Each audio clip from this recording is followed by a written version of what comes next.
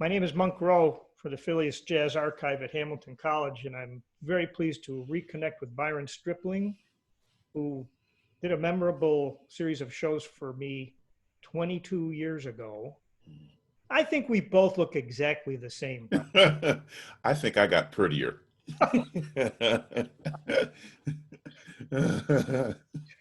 Just before I hit the record button, we were talking about I'm just looking for a gig. You want to expand on that? Well, it goes to the pandemic and COVID actually. Musicians always joke about that, and the question is, um, when the phone rings, the joke is when the phone rings, I just pick up the phone and say I can do it, and that's the thing. That's the joke, and we don't do that because there's a lot of parameters that you want for any time that you work. But the unfortunate part of where we're at in terms of being in COVID-19 and dealing with this is that nobody's gonna call you. And that can be tragic for a musician because the one thing that you can do, you can't do it. And I smile out of my pain, but the one thing that I can play for people, I can sing for them, I can make people happy. I mean, I honestly feel kind of like we're put here as musicians to make people happy. I feel that the theater is a magical place, a place where people can go. And do you remember that old song, "Forget your troubles, come on, get happy," right? That's what music does for people. It's a chance to go into the theater and get that experience. And I and my friends, that's what we do. And then now we're placed in a situation where we can't do what we do because people will die if we do it, if they come together. And so that's just been a difficult thing to grasp. I mean, imagine having two kids in college and you can't do what you can do. And then, you look at the inequities of some people do great during a pandemic. If you're Amazon, great people, you can deliver stuff right to their house. I can't do that. If you're a grocery store, you can raise your prices if you want to because you know that people have to come to you. They might even want it delivered, but in any case, they're going to the grocery store. If you're a restaurant, that's not going to happen. If you're Smalls in New York City, I mean, I live in Columbus, Ohio, but I'm reading about what's happening to the club. Smalls, Mesereau is another one. And the rent people are like, we don't care that you can't have people in the nightclub. Where's my money? And give it to them. So these are unfortunate circumstances. Do you feel like, in addition to the loss of income, you feel sort of like a loss of identity? Um, Not really. Um, maybe it's to answer the same question. Loss of relevance, because musicians and artists always question their relevance, especially as a jazz musician. When you realize that jazz is the lowest selling uh, music, rap is number one. My kids just showed me tonight. Have you heard of this group, K-pop? Mm-hmm. It's an all Asian young kids and stuff.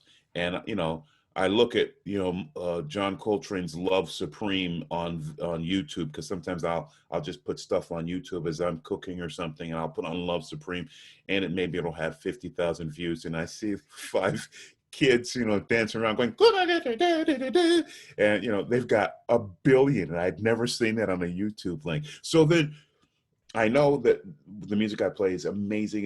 It's important to me, but you start to question your relevance as hey, I got some videos on YouTube too. I don't need 1 billion, but can I get a couple likes? So you start to question that. It's part of being an artist, and every artist goes through it. Judy Garland was never happy unless she was on stage. Mm-hmm. And I have that too. My wife has indicated it that sometimes, and this has been a difficult time. My wife will sometimes say if I have like 3-4 days where I don't work, she'll like, you need to go out and just play somewhere. Just get out the house because you're bugging me. Because she knows that I get nourished by playing music. Yeah. And she can't even tell me that now. Right. what happened with your teaching? Did you have to go online with Mhm. private students and so forth? So I do teach at the Manhattan School of Music, and I've always not wanted to be take a teaching position. It's just I always just wanted to play. Uh, I'm fortunate. I've always have a ton of gigs that I play, and it just happened that last September, their professors at the last minute got a better gig, Mm, and they said, "Hey, we got a space we need to fill," and they've been asking me for years, "Is could you come on, just we'll limit the amount of students. It won't be hard." And so I taught through the first semester, and I'm supposed to teach the second semester. Right in the middle of March, um, they said, "We're all done. School is closing. You need to teach your lessons via Zoom." right. I'd never heard of Zoom, and I thought I was going to have somebody walk me through it. If it's easy, I can do computer stuff. And then thankfully, I have daughters that are that know that stuff. They're in their 20s, and so they showed me the light. But it wasn't a hard thing to learn. Right. So my teaching all went online. It was not a fun thing to do because I felt I was ripping people off. I need to have that one-on-one contact with them. I need to hear your sound. I need to hear your attack. And Right. Not uh, through not through the airwaves and whatever Zoom. yeah, I got I worked with John Clayton, the great bassist, and he told me some things to do to tweak the settings on Zoom. He said, get a mic, a separate mic. Your computer mic isn't adequate. And all the teachers that kind of got together and sort of helped each other and coached each other as to what to need. But, literally when you play a trumpet towards your computer, it tries to, I forgot what they call it, balance it, compress it. Oh, So I'd be, when I first started my Zoom lessons, like, and it would just get this thing and it would go down and then you couldn't hear anything. It's trying to control that sound. yes. And so we work through that stuff, but that's been the challenge too with the the teaching online. What about the motivation of the students? Can you get a sense of where they're at? Yeah. So in talking with other faculty members, we all agreed that it was important to talk to the kids about what they're feeling too, not just you can't ignore that. And one thing about and that's the other reason I never wanted to teach privately like this, because I feel it's a big responsibility. It wasn't arrogance on my part. It was me. When I taught at Manhattan School of Music, for instance, I just didn't feel I could give the kind of time because I was going out of town. And so what I did with these lessons is I only taught on Mondays and Tuesdays. And by then I was starting to go out of town for my gigs. Um, what was your original question? Well, uh, I had to do the almost the exact same scenario, and mm, some of the students seemed to work well in the format, and others didn't. And I wondered, just trying, how do you motivate them? right. So, good question. What I was saying is, where I was going with that is, I felt also I began each lesson with 5, 10 minutes max, if I could. Just how are you feeling? How is this affecting you? And because that's going to affect how you play, your desire to practice, and everything. Some kids were isolated; they hadn't left; they're scared to leave their room. Some kids, I had to say, maybe you don't need to go out as often, you know. So Mm, everybody was dealing with a mental thing. So I thought it was good to address that for 5 or 10 minutes, and for some, it went even longer as to what they were dealing with personally. Then once we got to that, then I got on track with the music. And what I've always done with music is let the music be the motivator. There are other texts. So if I can introduce somebody to Clifford Brown playing Donna Lee, and let's try to play a little bit of that and let that excite you. So part of it was finding out what got each particular student energized and motivated. And so the quick aside to that is, for young people, I've been finding, maybe you found this, that if the person is living, then they're more apt to be attracted to. I don't know if you've gotten that. that's int- So check it out. So I tell somebody, hey, I want to have them do what they want to do first. I said, bring in a transcript solo, anybody you want to. Let's work on it next week. write out a little bit if you can't. If you can memorize it without writing it, fine, but bring in something and we'll work on that. And people would bring in Roy Hargrove and Tom Harrell and Terrell Stafford and all people that I love, right? And I would sort of nudge and like, hey, you know, you want to try Disney next time? And it was like, kind of like, well, you know, but I got these guys. And I talked to my wife, who's very smart, and I said, why is that? And she goes, Byron, you knew Dizzy Gillespie. You met Miles Davis. You saw Roy Eldridge play a bunch of times. You didn't see Louis. You know, you saw and sat next to Freddie Hubbard and played with him. You know, just go down the list.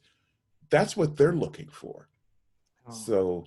So for some, this is not all people, and eventually they get to like, oh, I transcribed Roy Hargrove, and that sounds like Miles. Maybe I need to check out Miles. So it's just an interesting way. So that's what I did for motivation, but also finally is practicing, because I had a student, you know, tell me like, he played the thing. He's like, sorry, I didn't have a chance to practice it. I'm like, you don't think I know that? Like, I can hear that I know. I'm not like one of these guys, but I just want you to know, I know when you haven't practiced them. So just know you can't fake it for me. And we can just be honest with each other. And I understand there's times when you can't practice. So I did use an approach with a friend of mine, Sean Thunder Wallace, great sax player. He's the head of the department at Ohio State University. And he said, make them keep a practice log. Oh. And log in and just have them, they need to show you that. Now you can lie on that too, but it's tougher, you know, because you're telling me you practiced every day for an hour on this exercise or these things, and that's where you're at. I don't believe that. So it's harder to lie. Yes, it takes me back to fifth grade when you used to put down, you know, I Right, minutes a day, and then your parents were supposed to sign it too. right, exactly. Well, I guess you become your own parent when you get in college. So, Well, speaking of the music business, I looked at our interview from 1998, hmm and there was this lovely story you told about your parents, um, and your father would call you like, well, what are you doing today? And you might say, well, the last couple of days I was at Hamilton College, but today I have nothing. And he would say, well, you need to get a job.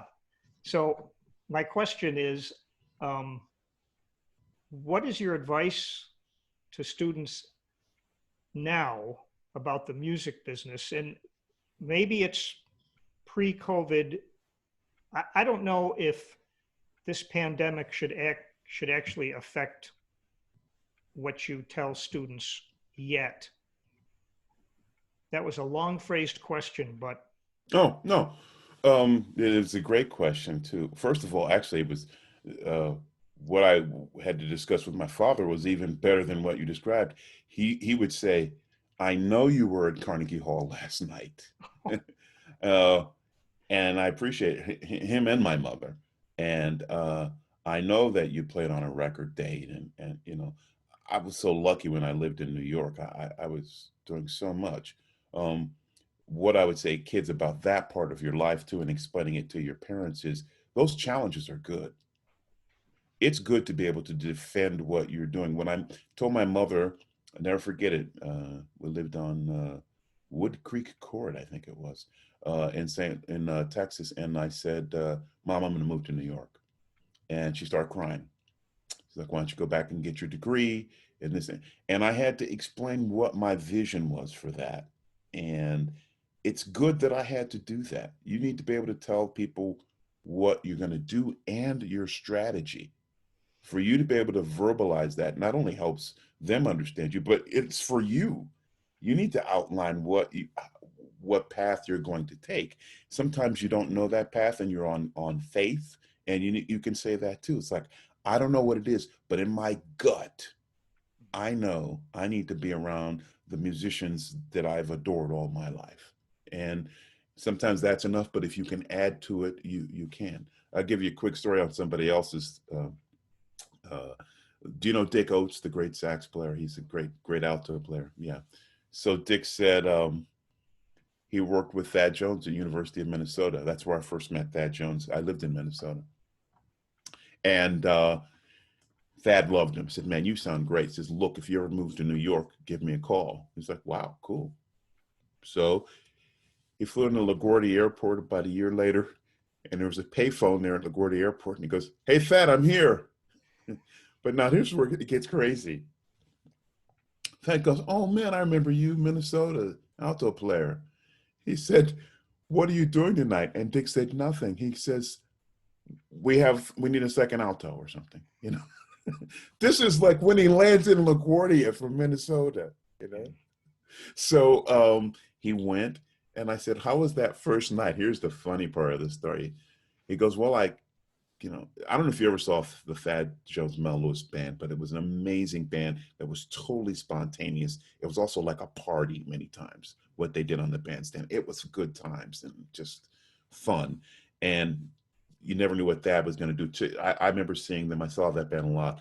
He just cut off the whole band, and Janice Robinson would just play trombone with her plunger, and then Thad would join her, and they would talk with their plungers, you know. And it was just, you knew that they were swearing and arguing and telling jokes with their instruments, you know. So anyway, Dick's like, I was wondering if he's going to give me a solo. And at one point, he went like this, stand up, and he gave me the mic and told me to sing some blues.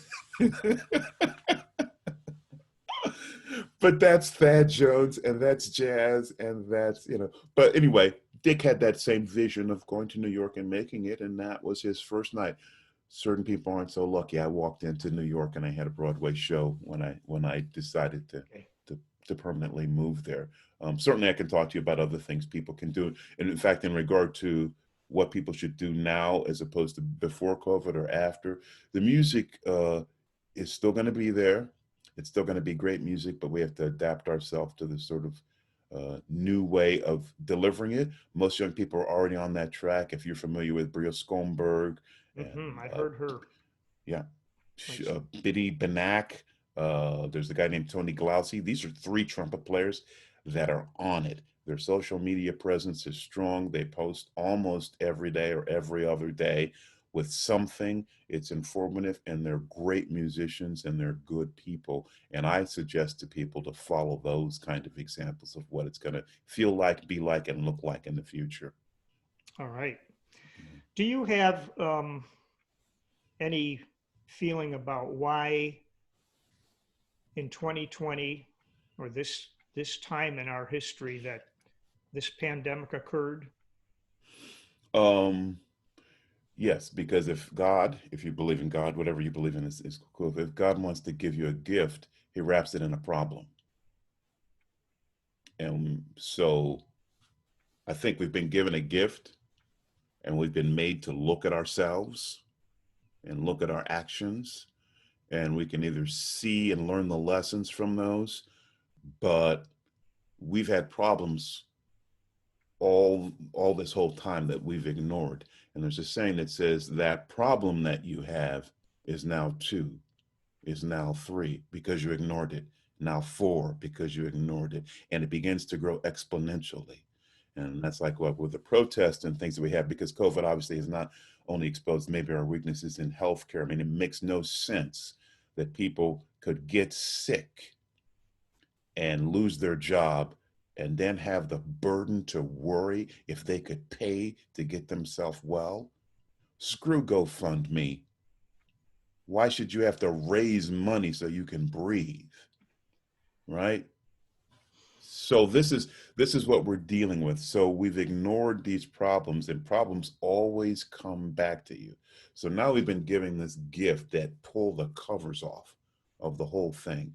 It pulled it off racism because people had a chance to sort of bathe in it. And then we had a president that stoked it and lit a fire and threw flames and stuff on it. And so the expectation is like, you're just going to sit there? No, we're going to go out and do what we've always done.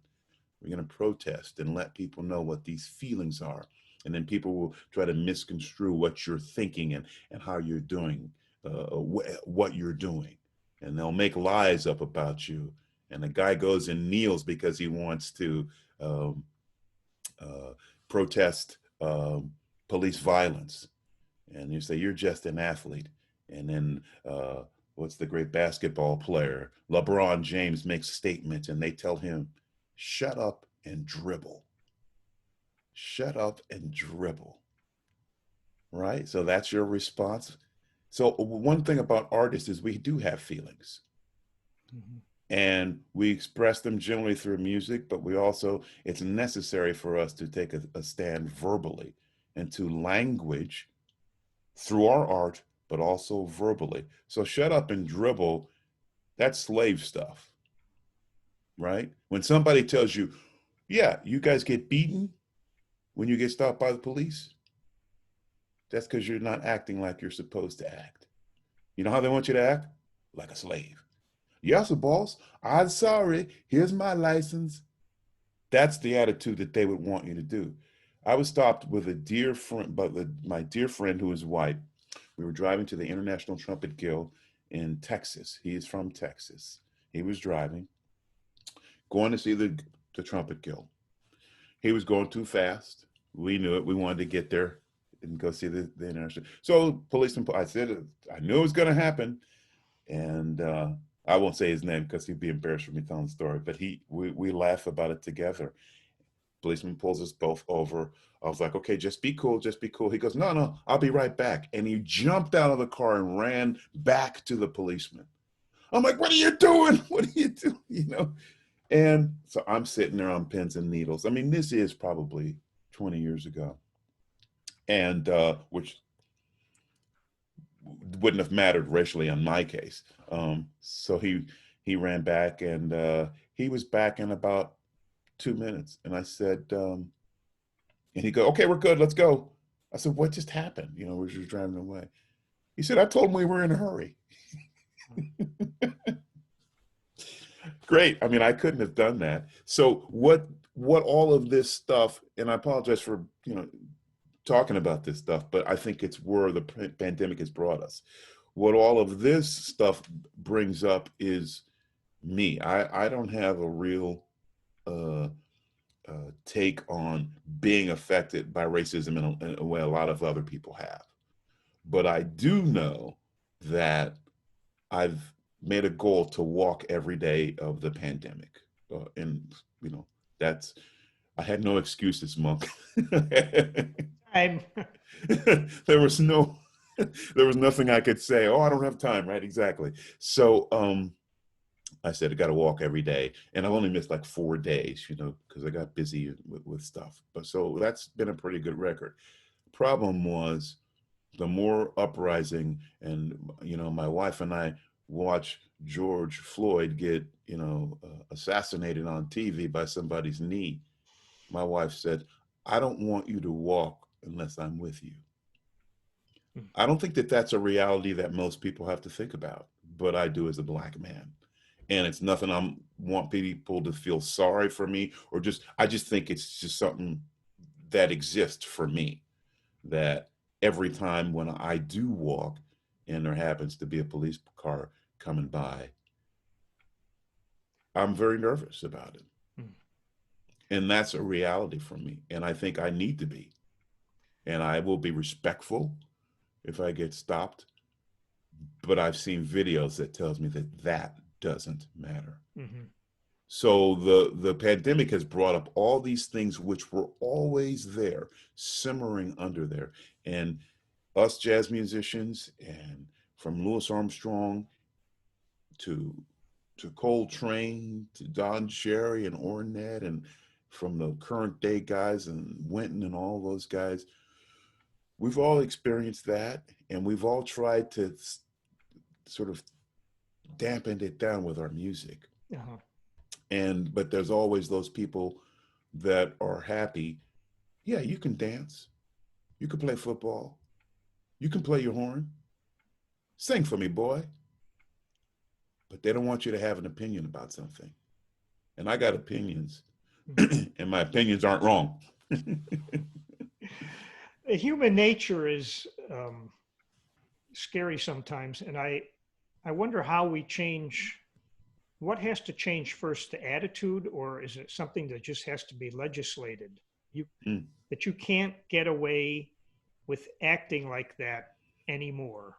Yeah, I think I like your language of legislating, but it's interesting. I had was working with a friend of mine, it's a lawyer, and I had gotten his contract for a gig, and it had all this crazy language into it about what I was supposed to do.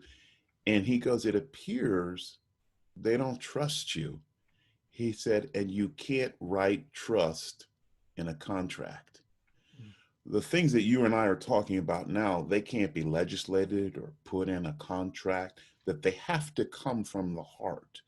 And as we talked about this being a problem, you have to agree that there is a problem before you can begin to solve it. And I think that we're at that point, is that can we agree that something happened? Can we agree that, and I'll go deep and dark now, can we agree that people, Black people, were hung for trees? Sweet Edson told me, he says, you know, when I used to walk by white women, I would always look at my shoes, because I didn't want anybody to say that you're looking at that white woman, because I'd seen the lynchings. And so can we agree that lynchings happen? Some people will tell you the Holocaust didn't happen. That's how deep it gets, all right? So can we agree that lynchings happened? And can we agree that when they happened, people would gather to watch those lynchings? And can we agree that I have pictures of people putting their kids on their shoulders to watch those things? And can we agree, if you look at the audiences in those pictures, that people were smiling and grinning? Can we agree that they would cut people's fingers off, put them in jars, and put them in the thing to, so they, what is that word, preserves them, and they would sell them? So you want a souvenir from the lynching? Can we agree that people made postcards from the lynchings, and on the back of one of them they wrote, this was the barbecue that we had tonight? Can I go even deeper, and can we agree that there was this curiosity about the Black men's sexual prowess? And so not only would you be lynched, but before the lynching, they would take your penis and cut it off and castrate you, and many times stick it in your mouth. Mm-hmm. That's a legacy that people don't want to deal with. They want to tell you, boy, you just need to be quiet when the policeman stops you. And then, as I said before, you could even be quiet, you still might get shot. So I think, how do we begin to have uncomfortable conversations, mm-hmm. crucial conversations? And I don't want sympathy. I personally don't want reparations, because to me, what reparations are, what they should be, if there's reparations, is just equality. So that the people in Kentucky don't have to go 600,000 to one polling place. Mm-hmm. That's the reparations I want. I want as many polling places as that naturally accommodate that amount of people. And don't tell me that that's a fair election, right? Maybe it's the news that I choose to watch and the polls, but it seems like the majority of the country now feels like that. And it's a minority that's keeping the country down and with terrible intentions. Yeah, I mean, I think it depends on that's why social media does us no good, because if we just have our circle of friends, we only see what they post. If you just watch CNN, you only see what they say about these issues. When we had the Trump election, nobody had Trump signs in our neighborhood. All those people voted for Trump. And I don't know who they're going to vote for this time, right. But all my friends voted for Trump, and yeah, that's what they did, and that's what, and I have some nice neighbors. I love my neighbors. Mm-hmm. You know, I have a few that didn't, and to that point, those are the ones that I have conversations with, and finally, to your point, it's not all bleak. I live in a very Republican neighborhood. I walked down the street the other day when I was on my morning walk, and there's a guy had a Black Lives Matter sign on his lawn. But across the street from him, on the other side, there's a flag that says Trump 2020. Yeah. So, you know, I don't know who is voting for who. My wife couldn't get out of bed. I don't mean to talk politics, but actually at this point it doesn't matter because it appears from the actions of our president. He's shown us, you know, that we need to talk about this, and um, so I have to talk about that, and I apologize for talking about So it. I appreciate your eloquent opinions. Mm. Um, just to wrap up, were you in a position when all the cancellations of gigs started coming in? Usually you were told, okay, the gig is off, the thing is canceled. Did you have to cancel anything yourself out of feeling for your own protection or the thinking of your sidemen or whatever else? Hmm. Well, yeah, a number of scenarios in that. So I conduct the Columbus Jazz Orchestra, and the week that the state of Ohio, the governor did a great thing, and the day before our first concert, he said no venues of 1,000 or more can have people there. Our concerts run 4 nights: Thursday, Friday, Saturday, and Sunday. I had two guest artists in, and my full band had already done 4 rehearsals with those guest artists to Oh, present the concert. On Thursday, the day we were supposed to start, um, the governor said, actually, venues only 500 was the max you could have in your venue. That cut us out. We were rehearsing when we got that thing. We were rehearsing on stage of our theater. We had dinner for everybody between the sound check and shows. And during dinner, I just talked to everybody. And the one thing I did say is, I said, when we come back from this, things will never be the same. Um, so we canceled all our performances. A quick that goes to your question. We said, okay, well, how about I got everybody to agree to do a live broadcast on Facebook on Saturday, and we found a venue that seated only 50 people, which was allowable back then, at the very beginning of or in the middle of March. We go there. One of my musicians said, hey, I just came back from Paris, right? I said, yeah. He said, the singer I was with has a horrible fever right now. Just wanted to let you know that. And that's when they were just starting to talk about what you need to watch out for. And that was one of the things. He said, I feel fine, but I could be one of those asymptomatic guys. And I just weighed that and I was like, we can't do this. We can't put those people on stage. Um, Even if with this 50, I got musicians that may have been working with this guy. I don't want to make that further. And there's the audience. You care about the safety of everybody. So we canceled the whole season or the whole concert series. Uh, we were able to pay everybody for that. And we did our due diligence on that. Then within a week or so of that, we applied for the Paycheck Protection Program, mm-hmm. and we were able to get that. We had an April concert, which we couldn't do, but because of that, we were able to pay everybody for that, for the April concert. See, Nice. I mean, I think people need to understand that as a musician, every gig counts.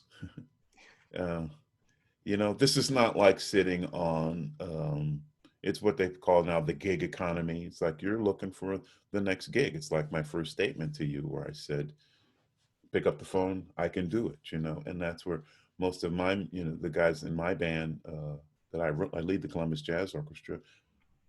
Hey, are we going to get an April payment? And so great that we could do that. But now I've canceled a summer series, Jazz Zoo, which we played 4 concerts, and with a rehearsal for each one of those for the guys. And I had to tell everybody that's gone too. Now the decision I made, I apologize for keep interrupting you. Decision I've made is we're supposed to start in October with our new season. I think we're going to start in December. Oh.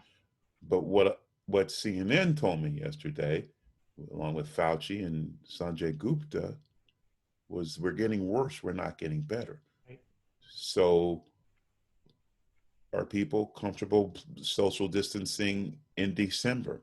That's why I've made that also a live stream or television broadcast, but I still am going to have to social distance my musicians Yeah.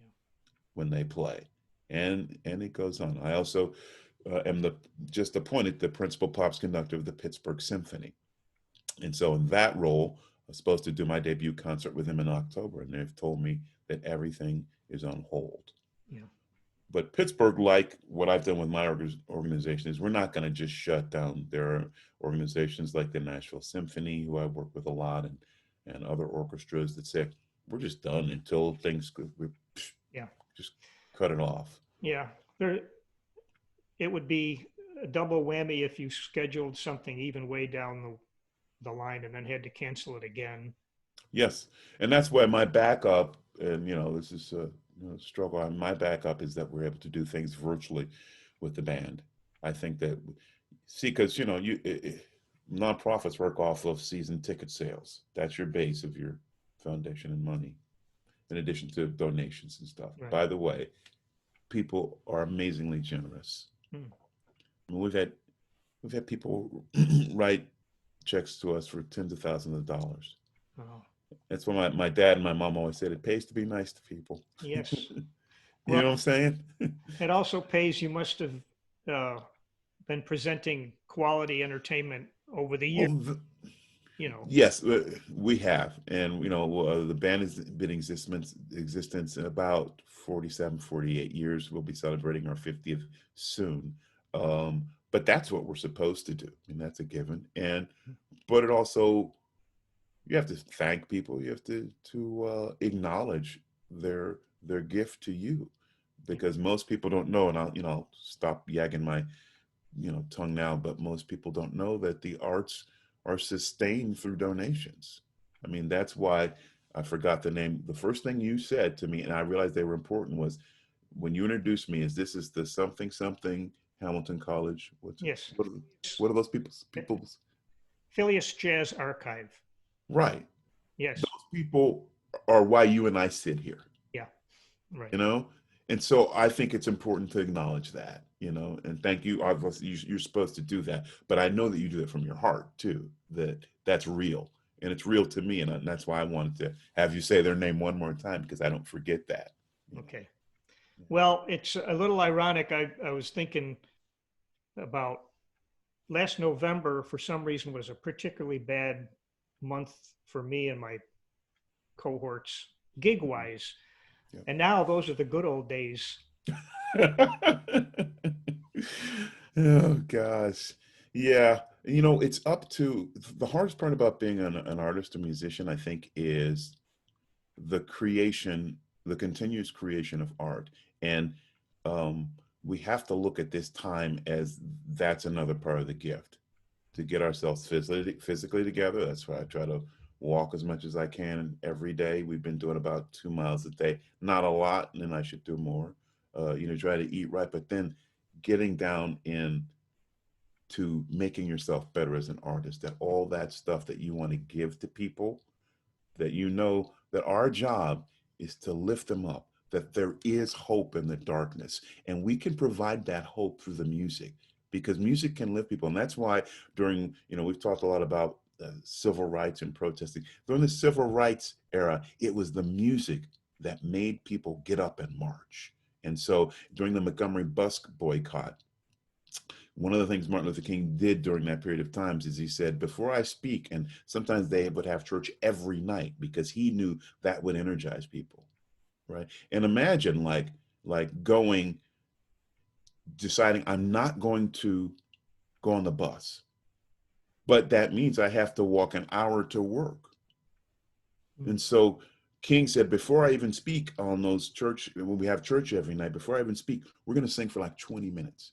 You know what they sang? Nobody knows the trouble I've seen, but they also sang, I'm going to move on up a little higher. Yeah, also saying, I ain't going to let nobody turn me around. And then they would sing, I've been buked and I've been scorned. I've been talked about, so's you've borne. But then they'd say, I'm going to ride that glory train. The only way for me to get to heaven is to ride that glory train. And they would clap their hands. And there was a physiology about the movement and the physical act of singing that brings joy. And that's what I'm charged to do. What we're charged to do as musicians is to bring that joy in the sense of music. And it can be even nonverbal is better. I was working with the Pittsburgh Symphony recently and some of their donors, and just having a conversation with you. And I asked one of the guys, I said, what's one of your best musical experiences? And he says, I'm a very religious man. He says, but I have to tell you, the best experiences, the peak experiences that I've had in my life have been in the concert hall watching the Pittsburgh Symphony, not necessarily having, you know what I'm saying? Yeah. So this is the power of music. And I think we have to hone our focus on that. And as Bernstein say, play more devotedly and perform, even harder than we ever have before, to squeeze the juice out of the joy and the majesty of great jazz and great music. And that's the thing, because the artist can lead where we're going in this revolution, getting out of COVID. We have to lead it. Wow. Well, thank you, Byron. Yeah. There's some eloquent statements there. And yeah. I really appreciate you sharing your opinions. What a joy to talk to you again. I want to just congratulate you and thank you for what you're doing for the history of jazz. And that will be a document that you created along with your sponsors that will outlive both of us. And I'm happy to see that. Thank you. It has been a great gig for me. I'll give you that. Yeah. Well, you're great at it. And I was listening to the Lauren Schoenberg interview. You're great at it. So thank you. Well, I'm going to pause our recording, then we can just wrap up. Then I